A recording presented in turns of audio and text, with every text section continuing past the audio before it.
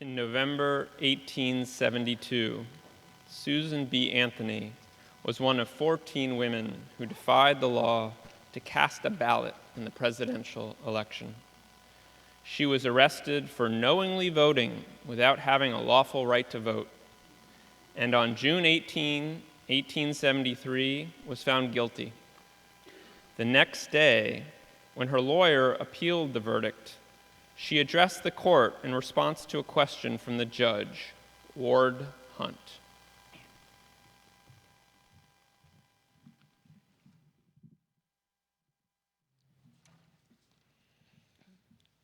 Has the prisoner anything to say why sentence shall not be pronounced? Yes, Your Honor.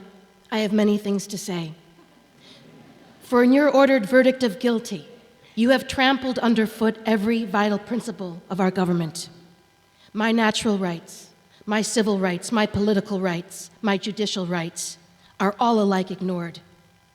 Robbed of the fundamental privilege of citizenship, I am degraded from the status of a citizen to that of a subject.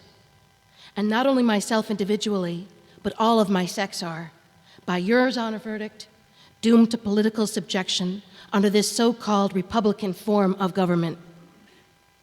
The court cannot listen to a rehearsal of argument which the prisoner's counsel has already consumed 3 hours in presenting. May it please your honor, I am not arguing the question, but simply stating the reasons why sentence cannot, in justice, be pronounced against me.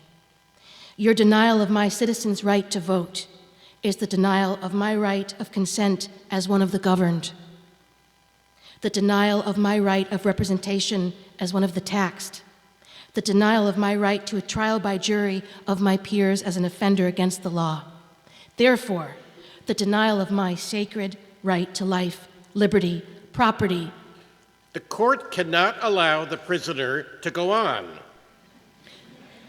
But your honor will not deny me this one and only poor privilege of protest against this high-handed outrage upon my citizens' rights. The court must insist the prisoner has been tried according to the established forms of law. Yes, your honor, but by forms of law all made by men, interpreted by men, administered by men, in favor of men, and against women.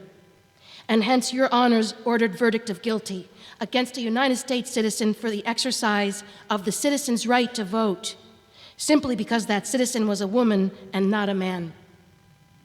But yesterday, the same man-made forms of law declared it a crime punishable with a $1,000 fine and 6 months imprisonment to give a cup of cold water, a crust of bread, or a night's shelter to a panting fugitive tracking his way to Canada. And every man or woman in whose veins coursed a drop of human sympathy violated that wicked law, reckless of consequences, and was justified in doing so.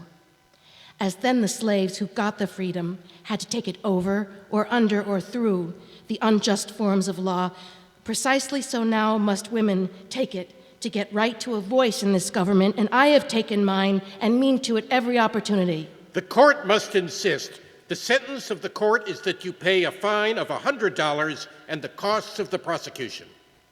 May it please your honor, I will never pay $1 for your unjust penalty.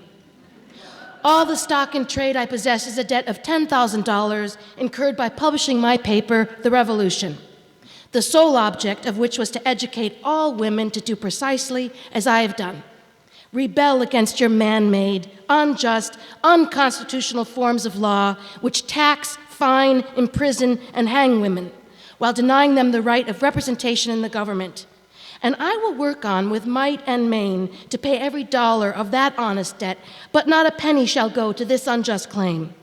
And I shall earnestly and persistently continue to urge all women to the practical recognition of the old revolutionary maxim, resistance to tyranny is obedience to God.